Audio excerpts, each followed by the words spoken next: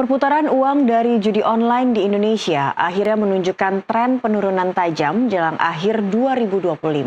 Kepala PPATK Ivan Yustiavandana mengungkapkan nilai transaksi judi online per Oktober 2025 tercatat 155 triliun rupiah, turun 56,82% dibandingkan total transaksi sepanjang 2024 yang sempat menembus 359 triliun.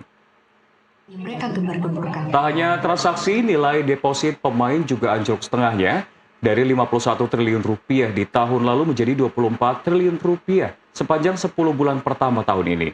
Penurunan ini terjadi berkat aksi besar-besaran pemblokiran rekening dorman sejak Mei hingga Agustus 2025 yang selama ini kerap digunakan untuk transaksi judi online dan pencucian uang.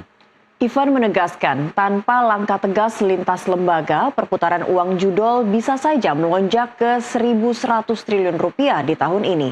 PPATK menekankan dampak sosial dari judi online jauh lebih serius, mulai dari perceraian, kebangkrutan hingga kasus bunuh diri yang kini tengah dikaji secara nasional.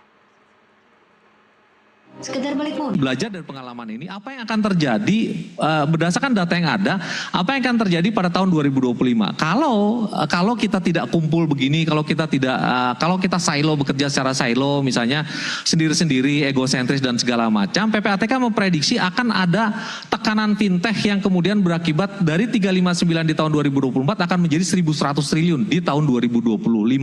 Akan melonjak ke sana. Tanpa tekanan fintech, dia akan tembus ke 481. Kita lihat lagi, kalau kita tekan nih sekarang, dia hanya akan tumbuh di akhir tahun 2025 hanya akan tumbuh 205 triliun. Kalau kita tekan terus, hanya akan tumbuh 205 triliun. Artinya akan ada pengurangan 37,23% dibandingkan dengan tahun lalu. Faktanya per hari ini perputaran dana sudah mencapai 155 triliun. Per hari ini perputaran dana sudah sampai 155 triliun.